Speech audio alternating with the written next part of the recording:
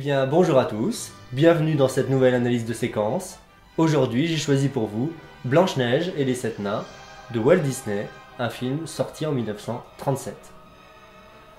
J'ai choisi la troisième séquence du film, tout au début. Ce que nous avons vu auparavant, c'est la reine qui interroge son miroir et pour la première fois, le miroir lui dit que ce n'est plus elle la plus belle, mais Blanche-Neige. Ensuite, une deuxième séquence où Blanche-Neige, en haillons, découvre dans la cour du château le prince charmant. Et maintenant, nous allons commencer donc cet extrait, donc cette troisième séquence du film. Take her far into the forest. Find some secluded glade where she can pick wildflowers. Yes, Your Majesty. And there, my faithful huntsman, you will kill her. But Your Majesty, the little princess! Silence! You know the penalty if you fail.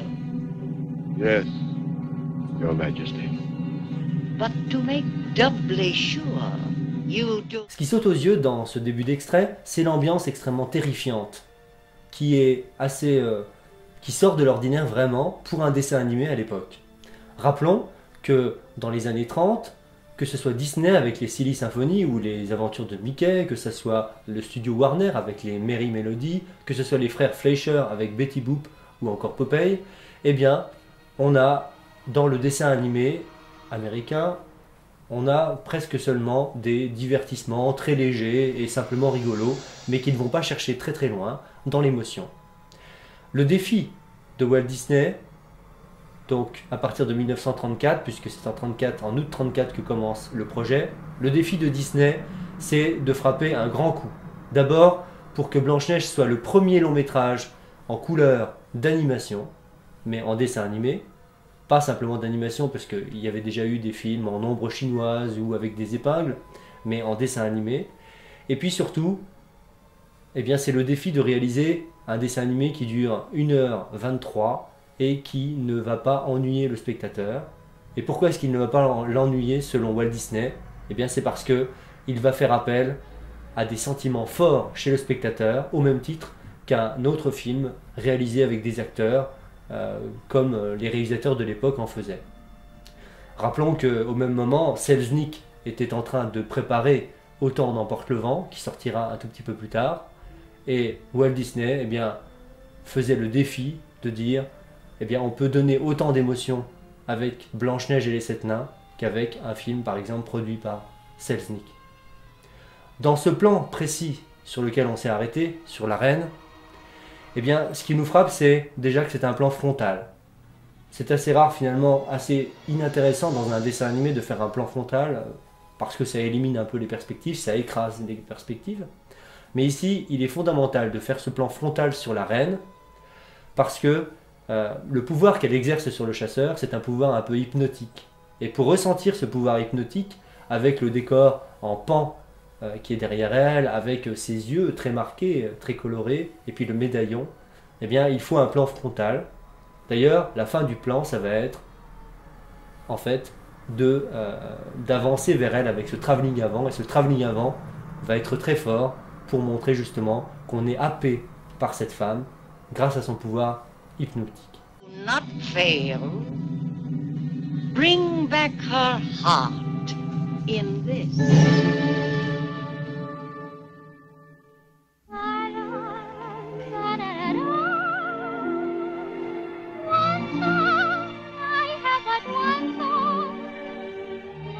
Ensuite, je m'arrête sur ce plan parce que déjà c'est une espèce de magnifique aquarelle, un tableau en lui-même, un chef-d'œuvre pictural, et surtout, bon, c'est un plan d'une extrême richesse. D'abord parce qu'il utilise l'invention de Walt Disney de l'époque, de 1937, c'est la caméra multiplane. Cette caméra qui permet de filmer, de donner de la profondeur au décor, en mettant les cellulos à des distances, à une certaine distance les uns des autres, pour créer de la profondeur. Et ça se remarque ici dans ce plan, puisque au premier plan vous avez les fleurs, ensuite vous avez un deuxième plan avec Blanche-Neige, et puis un troisième plan, au moins un troisième plan avec le chasseur. Ensuite, ce qui est fondamental, c'est justement la complexité du plan, c'est réussir dans un même plan à faire tenir une ambiance extrêmement macabre et sombre avec le chasseur tout à droite et avec la mission qu'on lui connaît, et puis dans le même plan bien des zones qui sont ensoleillées avec des fleurs, avec Blanche-Neige. Ça c'est quand même fort d'avoir réussi à associer ces différentes ambiances dans un même plan. Pour terminer, je dirais que là on vient d'entendre Blanche-Neige qui chante la fameuse chanson du film.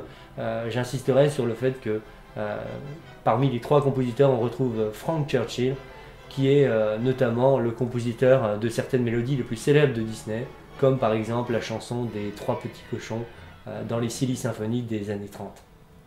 Et ce qui explique d'ailleurs que les chansons du film sont parmi les plus célèbres au monde et que les enfants d'aujourd'hui continuent encore à les fredonner.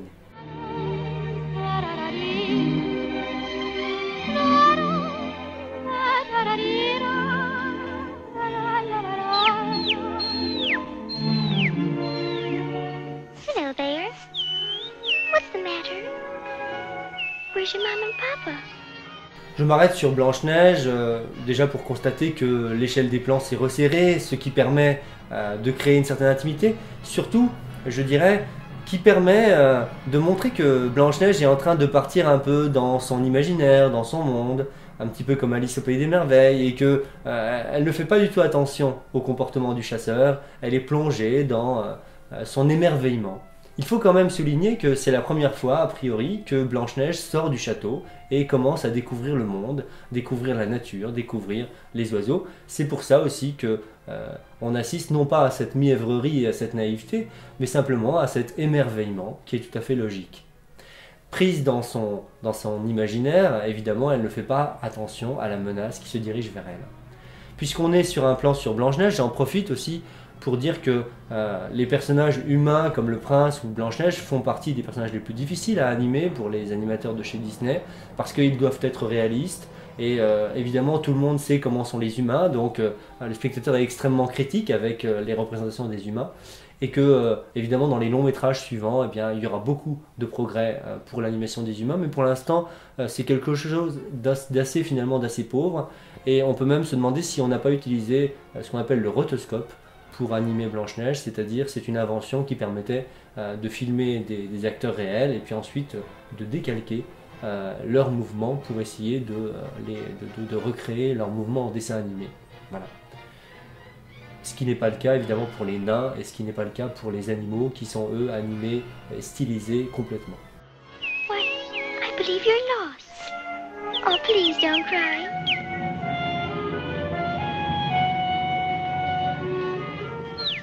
Come on, prick up. Won't you smile for me? That's better. Ce resserrement de l'échelle des plans, on le ressent encore une fois ici, sur ce plan sur le chasseur. Le chasseur n'a pas bougé pour l'instant, et si on fait référence au plan qu'on avait vu, au plan large de tout à l'heure, il est loin de Blanche-Neige. Mais le resserrement de l'échelle nous donne une impression bizarre de proximité, comme s'il était juste à côté d'elle et qu'il suffisait maintenant qu'il avance son bras pour pouvoir la frapper, alors qu'en fait il est toujours extrêmement à distance. Donc ça c'est la force de la mise en scène et du choix du cadrage et de l'échelle qui donne cette impression. Ensuite, petite anecdote, vous savez que à chaque fois qu'on sort une épée de son fourreau ou un poignard, eh bien, on rajoute toujours dessus une petite étincelle de luminosité, un petit reflet, parce que ça permet d'attirer l'attention du spectateur sur le couteau. Et puis parfois même, on rajoute encore des bruitages de couteau, alors que ça n'en nécessite pas forcément. Your mom and papa can't be far. There they are. Can you fly? Goodbye. Goodbye. Je m'arrête sur ce plan, bien sûr, parce que c'est un des plus célèbres du film. C'est Blanche-Neige qui est sur le point peut-être d'être assassinée. Et surtout, c'est plus que le chasseur physiquement qui se précipite sur elle, c'est l'ombre du chasseur. Et on sait à quel point Disney a été marqué par l'expressionnisme allemand et le cinéma fantastique, et surtout par Murnau ou encore par Fritz Lang. Donc évidemment, en voyant cette scène avec l'ombre portée du chasseur qui s'abat sur Blanche-Neige, on pense immédiatement, par exemple, au film Nosferatu de Murnau de 1922, où on voyait comme ça, non pas le vampire s'abattre sur Hooter, mais l'ombre du vampire s'abattre sur lui. Voilà. On pense aussi évidemment à M le Maudit, où c'est l'ombre du tueur en série qui apparaît sur l'affiche à côté de la petite Elsie. Et je vous renvoie tout simplement aux 2 analyses de séquences que nous vous avons déjà proposées sur M le Maudit et sur Nosferatu pour évidemment approfondir tout ça. Ce goût pour l'expressionnisme allemand, pour cette culture européenne, eh bien, on la retrouve, par exemple, on la retrouvera en 1940 dans Fantasia, puisque dans un extrait de Fantasia, on a un hommage direct rendu par Disney à Murnau et à son adaptation de Faust. Alors juste, je m'arrête un très court instant pour dire qu'on vient de citer Murnau et Faust et qu'on constate dans ce plan-là, sur la main, qui est évidemment admirable, de synthèse en fait, et puis c'est un plan épuré, hein, qui est un plan à la fois métaphorique mais surtout qui est une espèce de métonymie du chasseur, de la violence, qui peut représenter la reine aussi, et avec simplement un gant, une main et puis un poignard, eh bien c'est toute la menace qui est transmise par ce plan. Voilà. Et puis surtout, c'est l'évolution de la main au fur et à mesure du plan, d'abord qui saisit parce qu'elle est hypnotisée, et puis ensuite, eh bien, il y a le libre arbitre du chasseur qui reprend le dessus et qui vient reprendre le contrôle de sa main, donc les doigts se mettent à flancher. Donc en fait, ce plan-là est fort, et c'est vrai que c'est là qu'on voit que voilà, Disney n'a rien à envier ni à Fritz Lang ni à Murnau. I can't do it. Forgive me. I beg you, Your Highness. Forgive me. I don't understand. She's mad, jealous of you. She'll stop at nothing. But who? The Queen. The Queen? Up it, child. Run. Run away. Hide. In the woods, anywhere. Never come back. Now go. Go. Go. Run. Run. Dans ce plan, évidemment, c'est fondamental pour la suite de l'extrait, puisqu'on est en train de passer dans un autre univers. On constate sur la droite du plan que pourtant il fait jour, qu'on est dans un espace qui n'était absolument pas menaçant, et que, étrangement, selon une frontière qui paraît vraiment, qui arrive là un peu de manière inattendue, eh bien, au-delà de cette frontière, c'est la nuit, c'est la peur. D'abord, je voudrais rappeler que dans ce plan en mouvement, eh bien, nous avons encore aperçu l'utilisation de la caméra multiplane, puisque Blanche-Neige s'enfuit dans la profondeur du plan, et que nous avons des arbres au premier plan, au second, au troisième, et que cette caméra multiplane, elle avait été créée lors de enfin à peu près dans les années 36-37, et que elle avait été testée par Disney d'abord dans un court-métrage, dans une des Silly Symphonies, qui s'appelle Le Vieux Moulin. Alors on va voir un extrait du Vieux Moulin, un travelling de bas en haut, comme ça, où on découvre l'intérieur du moulin, et puis donc on découvre les différents éléments en bois à des différentes profondeurs, au premier plan, à l'arrière-plan, et puis d'ailleurs c'est l'occasion aussi de découvrir un hibou, et on sait à quel point, on va le voir encore dans cet extrait, le hibou est récurrent chez Disney. Voilà. Alors pourquoi est-ce que maintenant il y a cette frontière nette dans ce plan entre le jour et la nuit? Eh bien c'est parce que c'est tout l'enjeu de cette séquence qu'on étudie avec vous aujourd'hui. L'enjeu de cette séquence, c'est sûrement de montrer le passage de Blanche-Neige d'un monde à l'autre, du château à la réalité, au monde réel, mais aussi d'un état à un autre, de l'état de l'enfance et petite adolescence, ensuite progressivement, très progressivement, à la fin de l'adolescence et peut-être au début de l'âge adulte. Au début du film, Blanche-Neige n'a presque rien connu d'autre que le château, que sa marâtre de la reine, que voilà, de vivre enfermée. Lorsqu'elle voit le prince, elle est évidemment effrayée parce qu'elle n'est pas sociable, elle n'a pas été sociabilisée. Et au fur et à mesure du film, eh bien, elle va apprendre à connaître les animaux, ensuite les nains, avec qui elle va avoir des liens affectifs forts, et puis ensuite pour découvrir même l'amour à l'âge adulte avec le prince. Voilà. Donc pour nous, c'est vraiment ça l'enjeu de cette séquence, montrer le passage, et c'est ce que nous allons voir maintenant.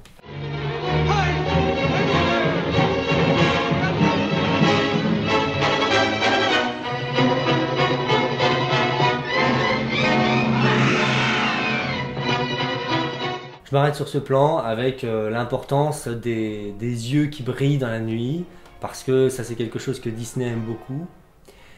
Et donc évidemment, en voyant ces yeux effrayants, sans savoir à qui ils appartiennent et ce qu'ils représentent, on pense beaucoup à d'autres choses. On pense évidemment beaucoup à Salvador Dali, parce que eh bien, déjà il y a en 1928 eh bien, il y a Un chien andalou avec Buñuel, avec l'histoire de l'œil.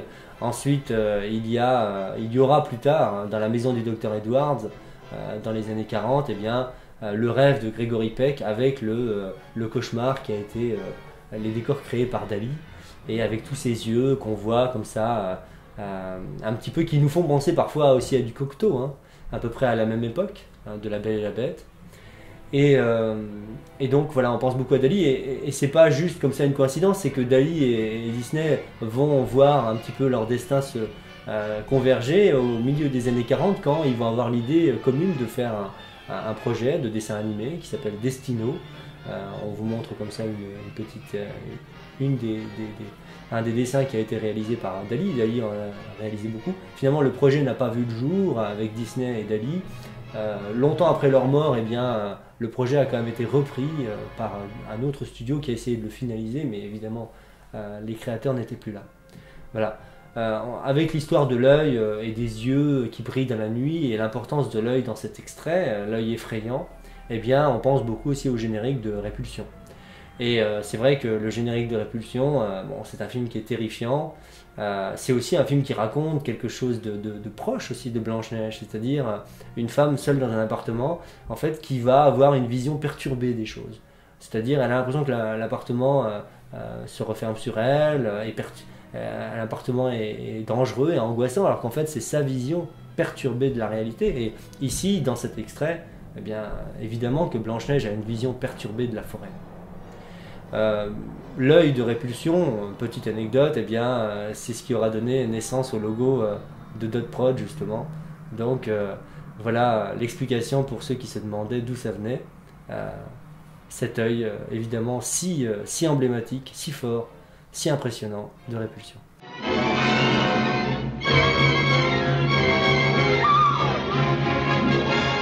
Voilà, vous avez constaté dans La fuite dans la forêt que c'est sans arrêt une alternance entre des travelling, beaucoup de travelling, parce que les travelling représentent en quelque sorte une espèce de plongée dans quelque chose. On va y venir à une plongée, mais on est attiré vers quelque chose, on est comme attiré vers ses peurs, comme quand on a peur de tomber dans le vide. Et donc un mélange de travelling et de plans fixes. Alors c'est cette alternance, mais dans les plans fixes vous avez toujours beaucoup de mouvements, Blanche-Neige qui bouge énormément à l'intérieur de ces plans fixes, ou alors les mouvements créés par les travelling. Donc beaucoup de dynamisme, beaucoup de mouvements dans cet extrait, soit au mouvement de caméra, soit au mouvement du personnage à l'intérieur du plan. Puisqu'on s'est arrêté sur un plan avec ses mains d'arbre, ses mains pointues, crochues, eh bien, il faut parler de deux choses. D'abord, on vous montre là eh bien, un des storyboards de Blanche-Neige, avec Blanche-Neige au milieu des mains crochues des arbres. Ensuite, dire que Walt Disney, c'est un de ceux qui ont inventé le storyboard. Avant, c'était très peu utilisé. Qu'ensuite, il a décidé de filmer les storyboards, les mettre en mouvement. C'est ce qu'on appelle l'animatique, et qui permet de se donner, d'avoir une idée précise de ce que va être un peu l'animation. Et puis, surtout, quelque chose de très intéressant, c'est que, puisqu'on parlait d'Hitchcock, La maison du docteur Edwards, eh bien, vous savez qu'Hitchcock a souvent fait appel à Saul Bass, au designer, pour faire certains génériques, comme par exemple La mort aux trousses. Eh bien, Disney a fait appel à Saul Bass pour certains storyboards de Blanche-Neige.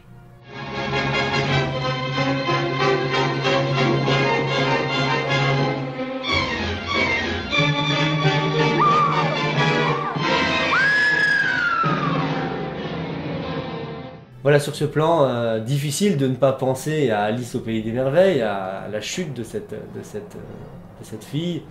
Même si, alors c'est les similitudes dans l'œuvre de Disney qui jalonnent toute l'œuvre, même s'il y a une profonde différence quand même, c'est que Alice dans sa chute fuit la réalité et le côté terre à terre du monde réel pour essayer de s'échapper dans le monde des rêves, le monde de l'imaginaire, alors que Blanche-Neige c'est le contraire ici, c'est En fait, c'est une fille qui était dans un milieu un petit peu fermé, qui était coupée du monde réel, et là, elle va plutôt à la rencontre du monde réel pour découvrir vraiment ce que c'est que le monde. Voilà. Mais bon, le parallèle est quand même intéressant entre les deux, surtout que dans la chute d'Alice, eh bien, vous avez un moment donné où elle se retrouve dans l'obscurité et on ne voit plus que ses yeux, donc encore une fois, la récurrence des yeux dans le film.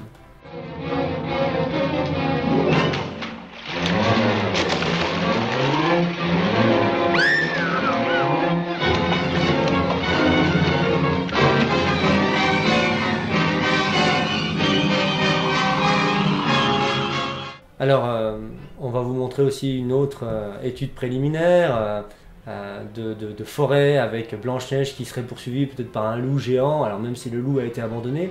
À propos des études préliminaires, il faut quand même souligner que Disney a fait appel en 1936 à un illustrateur européen, suédois, Gustav Tengren, et que c'est cet illustrateur qui a joué un rôle important pour ensuite la plupart des longs métrages qui vont suivre dans les années jusqu'à Bambi au moins, parce que Tengren, eh bien, c'est lui qui, après avoir travaillé sur la séquence de la forêt de Blanche-Neige, c'est lui qui va travailler sur les décors de Pinocchio, et puis ensuite sur Une nuit sur le Mont Chauve dans Fantasia, et puis enfin dans la forêt de Bambi. Donc c'est l'illustrateur au moins jusqu'en 1942 qui va donner vraiment une ligne directrice à l'univers des décors de Disney.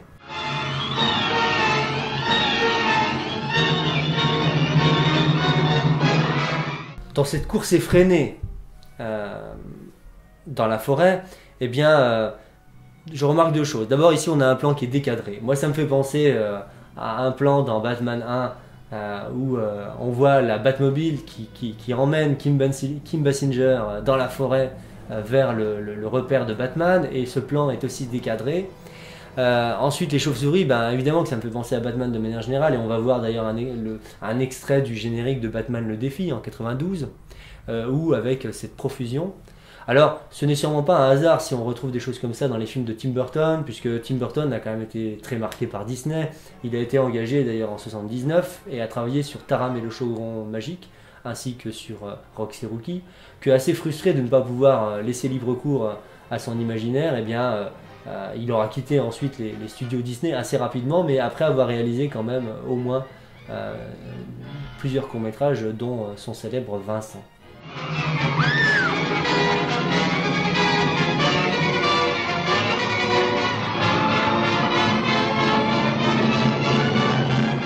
Voilà, à l'occasion de ce plan, eh bien, on vous remontre encore une autre étude préliminaire à cette séquence de la forêt, l'omniprésence des yeux. Là, je crois que c'est pas la peine d'insister davantage.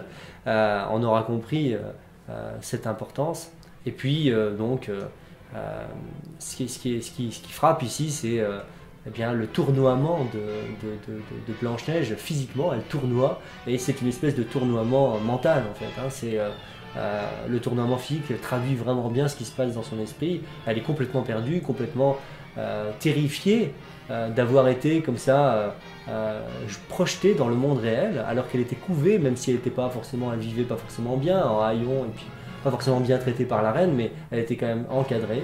Et là, elle est laissée, on la laisse à elle-même, on la laisse seule dans la forêt, et elle est livrée à elle-même, elle doit se débrouiller toute seule. Et donc là, c'est une angoisse terrible. C'est un peu l'angoisse de l'enfant qui perd ses parents, et puis il n'a plus personne pour s'occuper de lui. Et il n'est pas encore passé dans l'âge adulte, donc il n'est pas encore capable d'être autonome et puis de se débrouiller tout seul.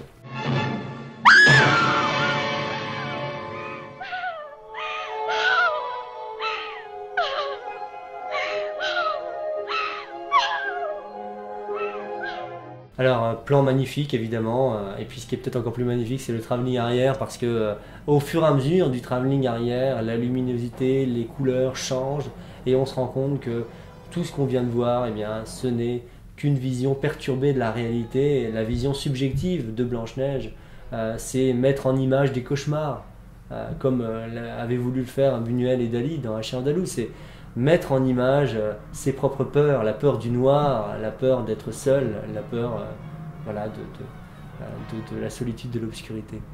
Et donc au fur et à mesure de ce travelling arrière, on découvre que c'était une vision perturbée, et qu'en fait Blanche-Neige n'est pas dans un univers hostile. Elle va maintenant pouvoir se reconstruire, et c'est là aussi la force de Disney, c'est que vous allez voir que dans la suite de l'extrait, eh bien on va passer de la terreur, de l'épouvante, à quelque chose d'extrêmement merveilleux, voilà, quelque chose d'extrêmement positif. Et donc, encore une fois, la caméra multiplane qui permet d'avoir cette profondeur.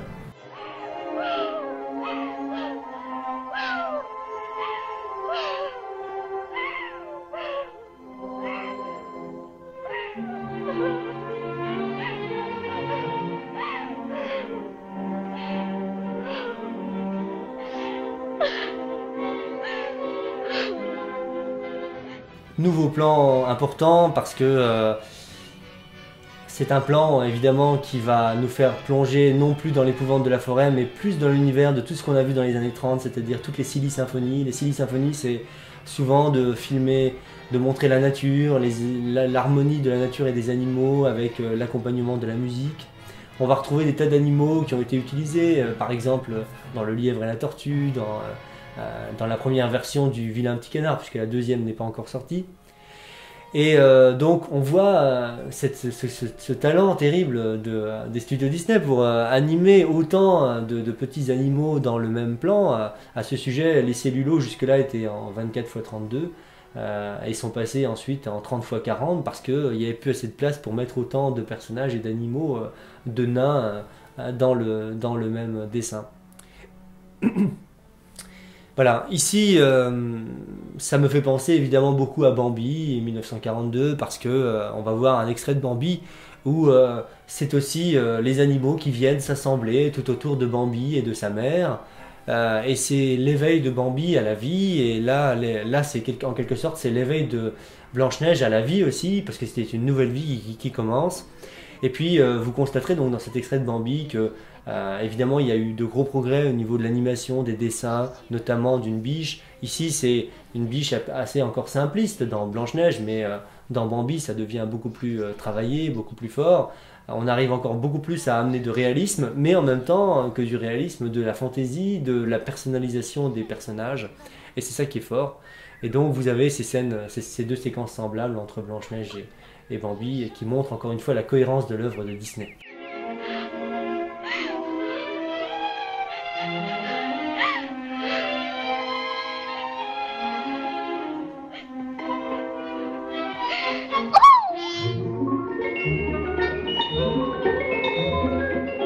Please don't run away.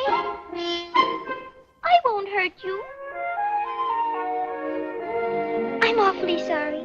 I didn't mean to frighten you. But you don't know what I've been through. And all because I was afraid. I'm so ashamed of the fuss I've made. What do you do when things go wrong? Oh, you sing a song.